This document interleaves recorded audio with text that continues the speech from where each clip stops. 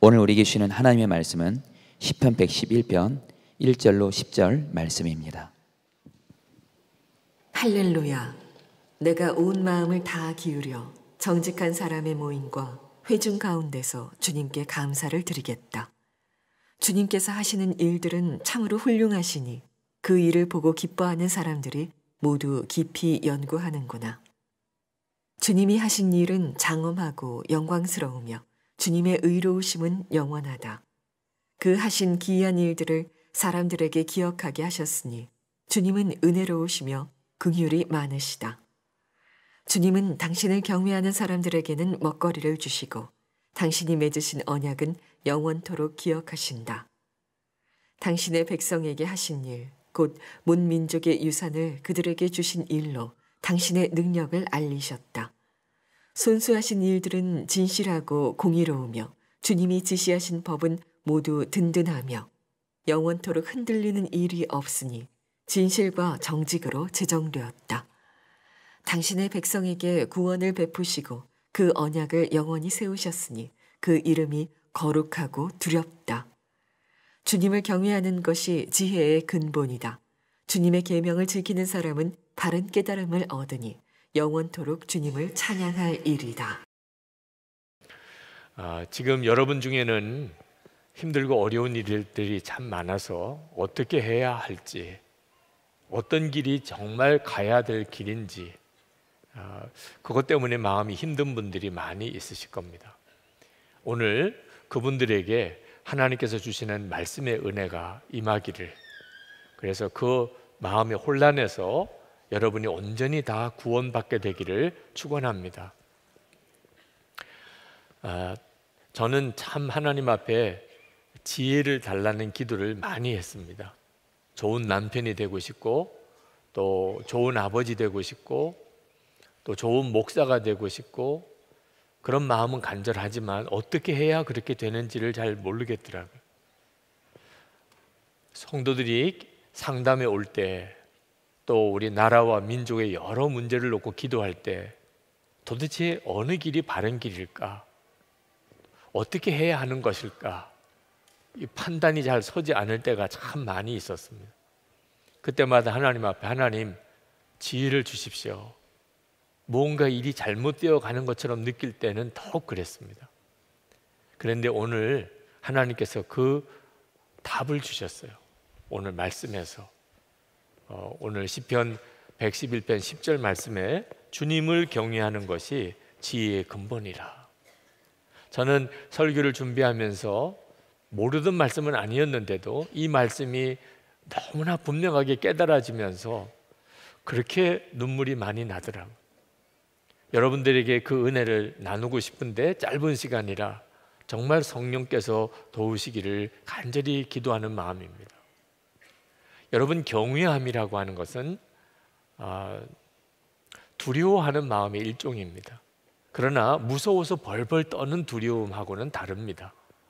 경외함이라는 것은 뭐라고 설명할 수 없는 어떤 신비한 힘에 의해서 끌림을 받는데, 한쪽 편으로는 기쁘고 감사가 넘치고 또 한쪽으로는 두려움이 있는 아주 신비한 감정입니다. 하나님을 바라보는 눈이 뜨인 사람에게 바로 이 하나님을 경외하는 마음이 생기게 됩니다. 시편 111편에 보면 다윗이 하나님에 대한 고백을 아주 숨이 찰 정도로 이렇게 하고 있습니다.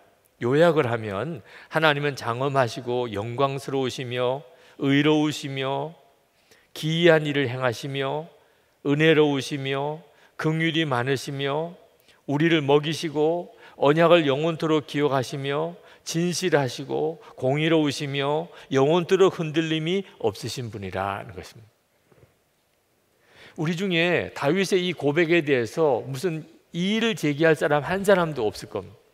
여러분들도 다 그렇지, 하나님은 그런 분이시지 라고 다 동의하실 겁니다. 그렇다고 해서 다윗과 같이 하나님을 경외하는 믿음을 가졌느냐? 그렇지는 않습니다. 다윗이 하나님에 대해서 이렇게 고백하는 것은 그저 듣고 배워서 아는 하나님에 대한 지식이 아니었던 것입니다. 실제로 다윗이 경험하여 알게 된 하나님입니다. 다윗은 하나님을 실제로 체험하고 하나님과 동행하는 삶을 살았던 사람이었기 때문에 다윗에게는 하나님에 대한 경외함이 있었던 것입니다. 여러분, 여러분에게 정말 하나님에 대한 경외함이 있기를 원한다면 반드시 주님을 바라보는 눈이 뜨여야 합니다. 지난 주간에 있었던 어느 목회자 모임에서 장로교에 속해 있는 어느 전도사님 한 분이 간증을 하셨는데, 김승일 목사님을 참 존경하고 멘토로 여기는 분이라고 자기를 소개하면서 김승일 목사님을 한번 만났는데 자기에게 그렇게 물으시더래요. 전도사님과 함께 하시는 주님을 전도사님은 느끼십니까? 그 이야기를 듣는데 이 목사님 좀 이상한 목사님이구나 이런 생각이 들더래요. 그런데 집에 가는 길에 지하철에서 주님이 함께 계시는 것이 너무나 분명하게 느껴지더래요. 주님이 나와 함께 계시지. 그 느낌이 드는데 얼마나 놀라운지 한편으로는 너무나 감격스럽고 기쁘면서도 또 한편으로는 너무나 두렵더래요. 주님이 지금 나와 함께 계시잖아. 바로 그것이 경외함입니다. 그때부터 주님을 24시간 바라보는 일이 너무나 중요하구나 하는 사실을 본인이 깨달았다는 거예요. 여러분, 주님이 나와 함께 계시는 것이 믿어지고 그리고 그렇게 느껴지게 되어지는 일은 우리 삶 전체를 바꾸는 역사가 있습니다. 그런데 잠깐 그런 경험을 했던 거하고 늘 그런 경험을 하는 거하고는 완전히 다릅니다. 여러분들에게 24시간 주님을 바라보시라고 그렇게 권해드리는 이유는 주님이 나와 함께 계시는 것이 정말 믿어지고 그 주님을 바라보게 될 때 우리 인생은 비로소 하나님의 계획 가운데 사라지게 되기 때문에 그렇습니다. 이것이 하나님을 경외함입니다. 여러분, 주님이 함께 하신다는 것이 믿어지는 것, 그리고 그 주님을 바라보게 되는 것이 하나님을 경외하는 것입니다. 하나님을 경외하자 그러면 다 아멘이죠. 반대할 분 누가 있어요? 그런데 실제로 하나님을 경외하는 사람을 찾아보기는 굉장히 어렵습니다. 이유는 하나님을 믿는다고는 하지만 실제로는 하나님을 바라보지 못하고 살고 있기 때문입니다. 하나님은 크고 능력이 있으신 하나님임을 우리는 다 압니다. 하나님의 나라가 있어서 이 세상은 다 이제 사라지고 하나님의 나라가 이 땅에 임할 것도 우리는 압니다. 예수 그리스도께서 우리의 죄를 위하여 십자가에 죽으신 것을 우리가 압니다.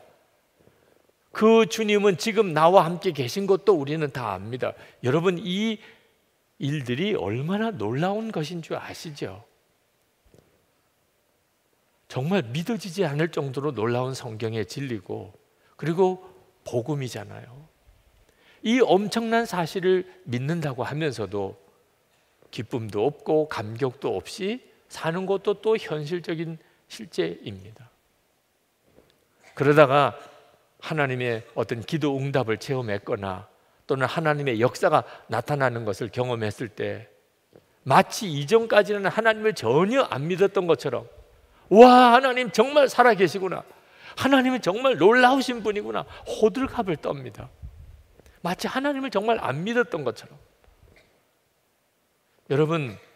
여러분은 정말 하나님은 살아계신 것을 믿는 사람이고 하나님의 나라가 있음을 믿는 사람이고 십자가에서 예수님이 여러분의 죄를 완전히 사하셨고 그리고 여러분과 함께 주님이 계신 것을 믿는 사람입니까? 거기에 합당한 경외함이 있습니까? 요점은 그 주님을 만났느냐 하는 것입니다. 복음을 들어서 아는 것이 아니고 나에게 살아계신 하나님, 또 지금도 나와 함께 계신 주님을 만났느냐 하는 것입니다. 하나님의 존재를 믿고 하나님의 사랑을 믿는다고 하나님을 경외하는 건 아닙니다. 하나님을 믿는다면서 말 함부로 하고 또 행동 함부로 하는 사람 많습니다. 하나님을 사랑한다고 말은 하면서 은밀히 죄 짓는 사람도 많습니다. 그것은 하나님을 경외하는 것이 아닌 것입니다.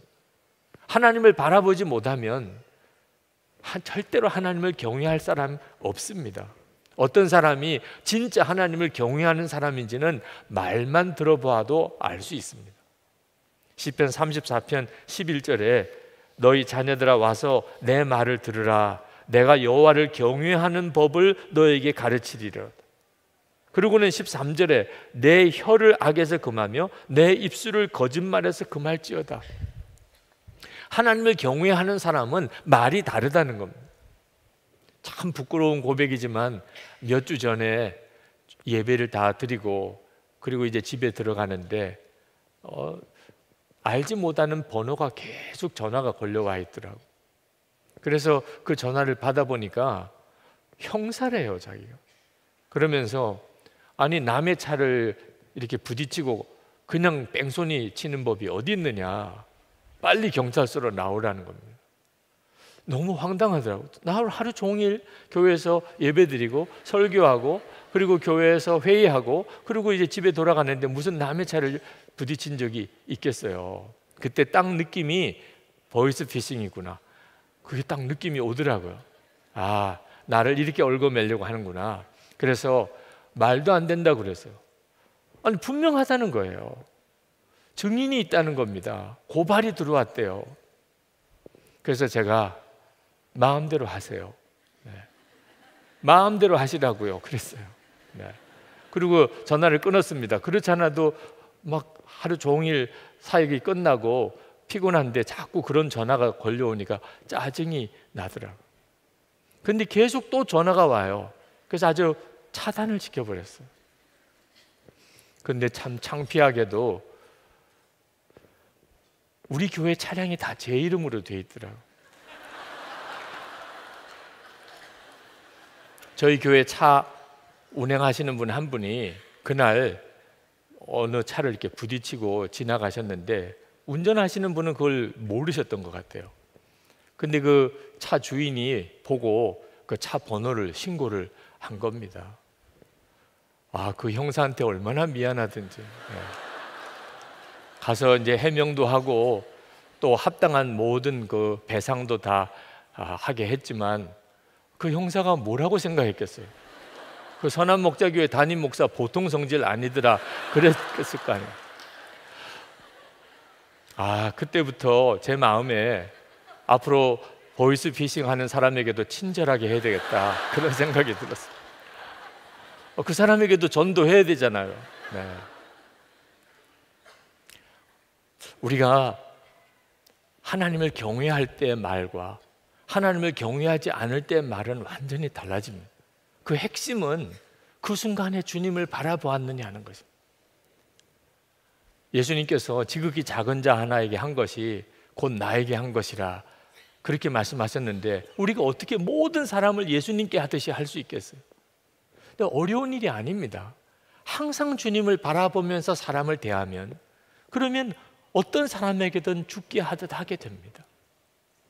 믿지 않는 남편을 둔 그런 여성도에게 베드로 사도가 아주 부담스러운 권면을 하신 적이 있습니다. 베드로 전서 3장 1절입니다. 아내들아, 이와 같이 자기 남편에게 순종하라. 이는 혹 말씀을 순종하지 않는 자라도 말로 말미암지 않고 그 아내의 행실로 말미암아 구원을 받게 하려 함이니. 어떻게 행실로 말미암아 남편을 구원할 수 있겠는가? 도무지 믿어지지 않는 분이 있으실 거예요. 근데 어려운 일 아닙니다. 주님을 계속 바라보면서 남편을 함께 보는 것입니다. 그러면 내 마음대로 말 못하게 하십니다. 남편이 뭘 잘못한 걸 보았을 때 주님을 바라보면 주님은 말하지 않게 하십니다. 그리고 그 남편을 진심으로 용서하게 합니다. 남편에게 무슨 허물이 있었는데 내 잘못이 깨달아지는 게 있으면 즉시 고백하게 만드십니다. 남편의 마음의 아픔도 고민도 그리고 남편의 마음의 기쁨도 무엇인지를 주님께서 가르쳐 주십니다. 그래서 남편을 향한 말이 완전히 달라지게 됩니다. 남편의 무거운 짐도 이해하게 되고 남편을 격려도 하게 되고 그래서 남편을 세워도 가게 됩니다.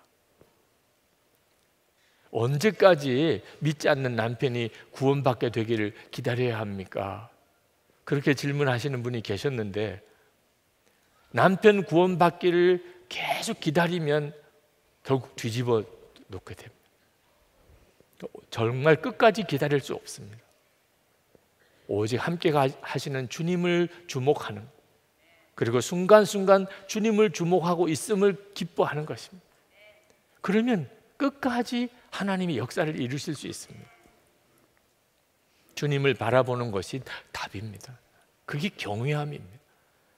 그렇게 주님을 경외하는 모습을 보고 남편이 하나님은 살아계시구나, 당신이 믿는 하나님은 진짜 하나님이구나, 그렇게 고백하게 된다는 겁니다. 은밀한 죄를 버리지 못하는 이들이 있습니다. 하나님을 경외함이 없는 거죠. 요셉이 보디발의 아내의 유혹을 받았을 때 그는 죄를 지을 수가 없었습니다. 그는 이렇게 고백했습니다. 내가 어찌 이 큰 악을 행하여 하나님께 죄를 지으리까? 요셉은 유혹의 순간에 하나님을 본 거예요. 그래서 그는 죄를 지을 수 없었던 거예요. 그런데 아나니아와 삽비라는 어땠습니까? 사도행전 5장 3절 4절에 보면 베드로가 이르되 아나니아야 어찌하여 사탄이 내 마음에 가득하여 내가 성령을 속이고 땅값 얼마를 감추었느냐? 땅이 그대로 있을 때에는 내 땅이 아니며 판 후에도 내 마음대로 할 수 없더냐? 어찌하여 이 일을 내 마음에 두었느냐? 사람에게 거짓말한 것이 아니요 하나님께로다. 하나님께 어떻게 거짓말할 수 있어요? 하나님을 믿는 사람이. 하나님을 바라보는 눈이 뜨이지 않고 욕심의 눈이 멀어버리면 이렇게 행동하게 되는 겁니다. 정말 무서운 거죠. 하나님을 경외하지 못한다는 것은 정말 두려운 일입니다. 다윗이 자기를 죽이려고 쫓아오던 사울 왕을 2번이나 살려주었습니다. 한 번은 그의 옷자락을 베고 그리고 살려주었어요. 사울 왕이 멀리 갈 때 큰 소리로 불렀습니다. 왕이여! 돌아보니까 다윗이에요. 자기 옷자락을 베어낸 것을 흔들면서 제가 이런 사람입니다. 제 진심을 알아달라는, 저는 왕을 절대로 해하는 사람이 아닙니다. 죽이려면 벌써 죽일 수 있었습니다. 그러니 저를 그렇게 미워하고 죽이려고 하지 마십시오, 이런 뜻이기도 하고, 또 한편으로는 어떤 마음이 있었느냐 하면 한 번만 더 그러면 너 진짜 죽어, 이런 뜻도 있었던 거예요. 너 죽일 수 있었어 벌써, 그런 뜻도 있었던 거예요. 근데 그게 다윗의 마음을 너무 괴롭게 했습니다. 그가 이렇게 고백했어요. 사무엘상 24장 5절에 다윗은 자기가 사울의 겉옷자락만을 자른 것뿐인데도 곧 양심의 가책을 받게 되었다. 다윗이 뭘 잘못했어요? 너무나 정말 놀라운 사랑을 베풀었죠. 그런데도 아주 마음에 조금이라도 그 사울 왕에 대해서 가지고 있는 그 악한 감정을 다윗이 가책을 느꼈다는, 이게 하나님을 경외하는 사람. 하나님을 이렇게 경외하는 사람은 참으로 복이 있는 사람입니다. 말라기서 3장 16절 17절에 이렇게 말씀합니다. 그때 여호와를 경외하는 자들이 피차에 말하매 여호와께서 그것을 분명히 들으시고 여호와를 경외하는 자와 그 이름을 존중히 여기는 자를 위하여 여호와 앞에 있는 기념책에 기록하였느니라. 만군의 여호와가 이르노라. 나는 내가 정한 날에 그들을 나의 특별한 소유로 삼을 것이요 또 사람이 자기를 섬기는 아들을 아낀같이 내가 그들을 아끼리니. 여호와를 경외하는 것이 얼마나 큰 복인 줄 아십니까? 하나님의 기념책에 이름이 기록되어 있고 하나님이 아시죠. 하나님을 경외하고 하나님을 늘 바라보고 하나님을 바라보는 그 눈으로 사는 사람을 어떻게 하나님이 모를 수가 있겠어요? 하나님의 특별한 소유로 삼으시고 아끼는 아들같이 그렇게 아끼실 것이라. 이것이 지혜더라. 제가 그렇게 하나님께 지혜를 달라고, 하나님 지혜를 달라고 그렇게 구했는데 세상에 다른 사람들을 알지 못하는 것을 알고 앞으로 되어질 일까지 다 내다볼 수 있는 게 지혜가 아니더라고. 지혜는 어느 순간에나 하나님을 바라보는 눈을 가지고 있는 사람, 계속 하나님을 주목하고 있는 사람, 그게 하나님을 경외하는 것이고, 그때 하나님은 그를 지키시고 그를 인도하시고 그를 통해 역사할 수 있다는 거예요. 이보다 더 놀라운 지혜가 있습니까? 사람들은 하나님께서 자신의 삶 속에서 역사하지 않으신다고들 말합니다. 그러나 하나님을 경외하는 사람은 하나님은 자기의 삶에 하나님이 너무나 놀랍게 역사하신다고 고백합니다. 2절 말씀에 보면 주님께서 하시는 일들은 참으로 훌륭하시니 그 일을 보고 기뻐하는 사람들이 모두 깊이 연구하는구나. 하나님을 경외하지 않는 사람들은 어째서 하나님의 역사를 보지 못합니까? 역사하지 않으셔서 그렇습니까? 깨닫지 못해서 그런 거예요. 믿지 않는 사람들에도, 하나님을 경외하지 않는 성도에게도 하나님은 역사하십니다. 본인이 깨닫지 못할 뿐입니다. 그러나 하나님을 경외하는 사람에게는 하나님의 역사가 보입니다. 요즘 예수 동행일기 리딩 데이를 정했습니다. 토요일이면 한 주간 동안의 일기를 읽어보세요. 월말에는 한 달 동안의 일기를 읽어보세요. 연말에는 1년 동안의 일기를 읽어보세요. 그렇게 일기를 읽어가면서 깜짝깜짝 놀랍니다. 하나님은 진짜 살아계시구나. 내 삶 속에 함께 하시고 말씀하시고 역사하시는구나. 제가 쓴 일기 속에서 보는 거예요. 정말 하나님은 기적을 지금도 행하실까요? 여기에 논쟁이 있습니다. 그런데 하나님을 경외하는 사람에게는 그건 전혀 논쟁거리가 아닙니다. 하나님은 정말 지금도 놀라운 기적을 행하십니다. 4절 말씀에 그 하신 기이한 일들을 사람들에게 기억하게 하셨으니 주님은 은혜로우시며 긍휼이 많으시다. 하나님이 진짜 지금도 기이한 일, 기적을 행하고 계신가요? 물론 그렇습니다. 이스라엘 백성들에게 있어서 하나님의 가장 놀라운 기적, 기적 중의 기적은 출애굽 사건이었습니다. 그건 이스라엘 민족 전체의 간증이었습니다. 영원한 간증입니다. 하나님은 어떤 하나님이냐? 우리를 애굽에서 하나님의 권능으로 건져내신 하나님이죠. 여러분, 예수 믿는 우리들에게도 기적 중에 기적, 간증 중에 간증이 있는데 무엇입니까?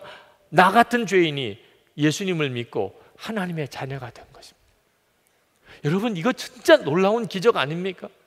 그리고 그 주님이 지금 나와 함께 계십니다. 이거 모든 예수 믿는 사람에게 이루어진 일 아닙니까? 하나님이 기적이 없다고요? 하나님이 기적이 없으면 여러분은 어떻게 구원받았으며 오늘 어떻게 이렇게 와서 예배를 드립니까? 하나님을 경외하는 사람은 하나님이 기적 속에서 내가 살고 있다는 것을 분명히 아는 사람입니다. 그 사람이 하나님을 경외하는 사람, 하나님께서 그 사람을 어떻게 잊을 수가 있으며 그에게 어떻게 복을 주시지 않을 수가 있겠습니까? 5절 6절에 주님은 당신을 경외하는 사람들에게는 먹거리를 주시고 당신이 맺으신 언약은 영원토록 기억하신다. 당신의 백성에게 하신 일, 곧 문민족의 유산을 그들에게 주신 일로 당신의 능력을 알리셨다. 하나님을 경외하는 것은 정말 복이 있는 것입니다. 10절에 보면 주님의 계명을 지키는 사람은 바른 깨달음을 얻으니라고 했습니다. 여기 바른 깨달음이라는 것, 가장 정말 중요한 깨달음이 뭐겠습니까? 하나님이 함께 계시는 것을 아는 거죠. 하나님이 지금 나와 함께 계시는 것을 깨닫는 거죠. 우리는 예수님 안에서 진짜 바른 깨달음을 얻은 사람이에요. 하나님이 살아계신 것도 알았죠. 하나님이 나를 사랑하는 것도 알았죠. 하나님의 나라가 있다는 것도 알았죠. 예수님 안에서 내 모든 죄가 사함 받았다는 것도 알았죠. 나는 예수님과 죽었고 예수님으로 사는 자가 되었음도 알았죠. 지금 예수님이 나와 함께 계시는 것도 알았죠. 여러분, 이게 보통 깨달음입니까? 거기에 지혜가 있는 거예요. 여기에 우리가 살아가는 모든 삶 속에 어떻게 해야 될지, 어디로 가야 될지에 대한 모든 지혜의 근본이 있는 것입니다. 어려운 말, 더러운 말 입 밖에 내지도 말고, 거짓말 하지도 말고, 은밀한 죄 이제는 다 짓지 않고, 항상 기뻐하고 범사에 감사하고 원수도 사랑하는 사람이 되어야 하나님을 경외하는 사람이다, 그런 말 아닙니다. 그건 불가능한 일입니다. 그건 이루어질 수도 없어요. 하나님이 우리에게 원하시는 것은 하나님을 바라보라, 매 순간 하나님을 바라보라. 그러면 하나님이 우리로 하여금 더러운 말 다 제어하고, 거짓말 다 없애고, 은밀한 죄 이젠 다 끊어지고, 항상 기뻐하고 범사에 감사하고 원수도 사랑하게 해주신다는 것, 그게 하나님을 경외함입니다. 주님을 바라보고 그렇게 안 할 사람이 누가 있겠습니까? 이것이 가장 놀라운 지혜입니다. 하나님을 경외하는 사람의 가장 큰 특징은 예배입니다. 10절에 맨 마지막 절에 영원토록 주님을 찬양할 일이다. 예배는 하나님을 경외하는 자의 가장 큰 특징이고 가장 중요한 일이고 하나님 경외함의 시작입니다. 그래서 오늘 우리가 예배를 드리잖아요. 근데 여러분에게 꼭 도전 드리고 싶어요. 하나님께 예배를 정말 하나님을 경외함으로 드려보자는 거예요. 오늘도 예배에 늦으신 분들이 꽤 있으시더라고요. 예배 시간에 늦는 데는 이유가 있으시겠죠. 사정없이 예배에 늦을 리가 있겠습니까? 그리고 예배 시간에 꼭 맞춰 왔느냐 안 왔느냐 가지고 그 사람의 믿음을 판단할 수도 없는 일이겠죠. 그러나 하나님을 정말 경외하는 사람은 예배 시간에 늦지 않도록 그가 얼마나 신경을 쓰는 사람이 될까요? 여러분, 영화 하나를 보아도요, 아니 시작하기 전에 극장 안에 들어가려고 하지 않습니까? 여러분, 중요한 거래처 사람 만날 때 여러분 정말 늦는다는 건 생각도 못 하잖아요. 아니 시장이나 도지사나 대통령이 오라 그러면 아니 그 만나는 시간 벌써 전에 서둘러서 가지 않습니까? 하나님을 진짜 경외한다면 예배가 그저 예배 시간에 앉아 있는 게 아니고 정말 내가 하나님께 예배하는 것이라고 정말 믿는다면 예배 시간 전에 가야지. 그래서 기도하고 준비하고 정말 뜨겁게 하나님께 찬양 드려야지. 그렇게 되지 않겠습니까? 거기서부터 해보자는 거예요. 하나님을 경외하는 삶의 시작이 예배니까 예배부터 하나님을 경외함으로 해보자는 거예요. 지금도 인터넷으로 예배를 드리시는 분이 있으실 겁니다.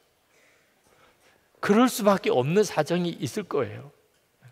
그러나 그렇지 않은데도 늘 그렇게 인터넷으로만 예배를 드리는 것은 하나님을 경외함인지 생각해 봐야 됩니다.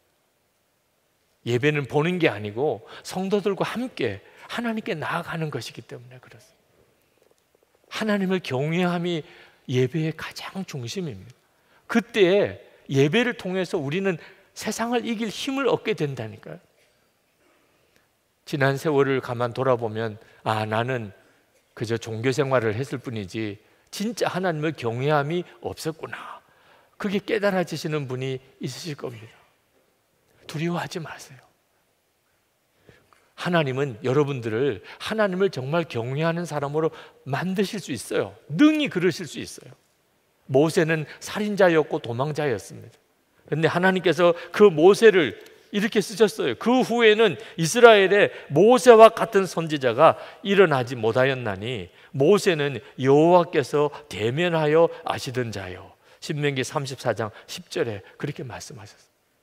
하나님이 그렇게 모세를 만드셨어요. 다윗은 살인자였고 간음자였습니다. 그런데 하나님께서 그 다윗을 하나님의 마음에 합한 자라고 그렇게 말씀하셨어요. 여러분이 진짜 하나님을 경외하며 내가 살기를 원합니다. 그러면 주님께서 그렇게 하도록 역사해 주십니다. 우리가 그래서 매일 내가 하나님을 바라보고 사는지를 일기로 써보자고 하는 겁니다. 계속해서 하나님을 바라보는 삶을 지켜가고 꾸준히 그렇게 살기 위해서 그렇게 해보는 거예요. 그때마다 하나님께서 얼마나 놀랍게 우리 눈을 열어주시는지 모릅니다. 언제나 우리 시선을 하나님께 향하여야 합니다. 어느 순간에든지. 그러면 주님께서 역사하십니다.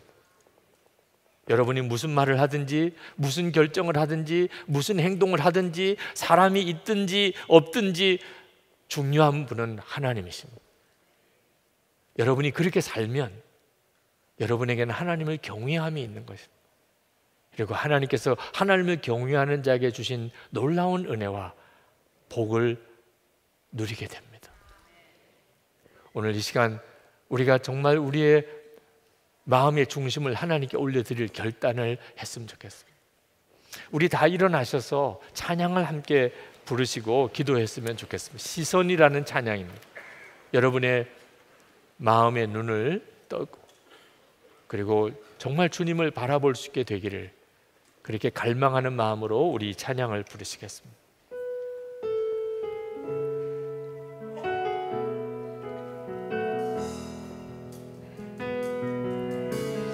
내게로부터 눈을 들어 주를 보기 시작할 때 주의 일을 보겠네. 내 작은 마음 돌이키사 하늘에 꿈꾸게 하네.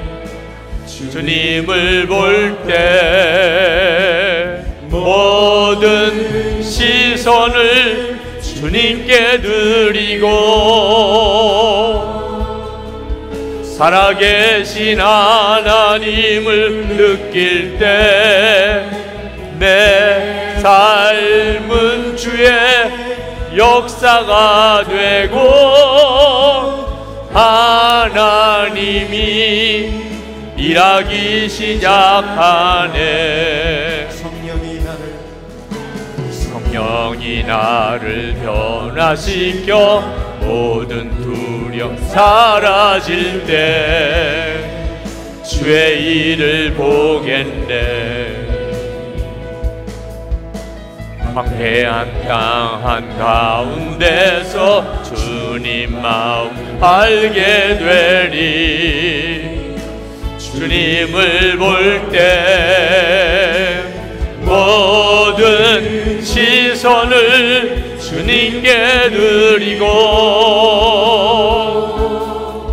전능하신 하나님을 느낄 때 세상은 주의 나라가 되고 하나님이 일하기 시작하네. 모든 시선을 주님께 드리고 전능하신 하나님을 느낄 때 세상은 주의 나라가 되고 하나님이 일하기 시작하네. 여러분, 삶이 혼란스럽고 무언가가 앞에 눈에 보이지 않을 때에 하나님을 경외하는 것이 지혜의 근본임을 믿으시기 바랍니다. 하나님을 바라보는 눈을 열어달라고 기도하시기 바랍니다. 거기서부터 하나님의 지혜가 여러분에게 부어지게 됩니다. 우리 주여 한번 부르짖고 기도하겠습니다. 주여!